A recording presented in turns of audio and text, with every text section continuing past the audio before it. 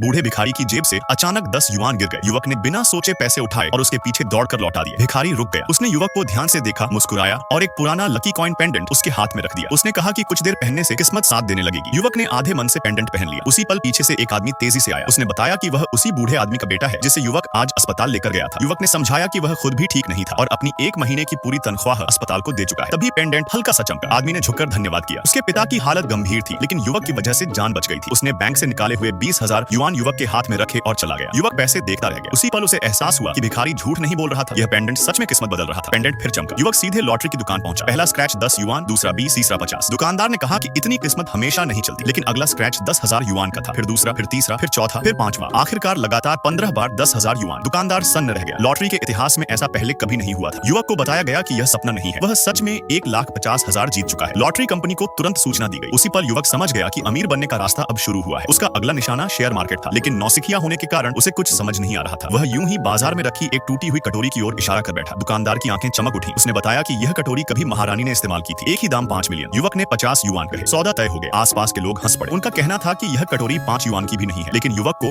अपनी किस्मत पर पूरा भरोसा था। तभी एक मूल्यांकन विशेषज्ञ आया। उसने कटोरी के बदले 1 मिलियन देने की पेशकश की। सब सन्न रह गए। फिर असली सच सामने आया। यह कथियान लॉन काल की सरकारी भट्टी की दुर्लभ कृति थी। असल डिजाइन को बाद में रंग से ढक दिया गया था।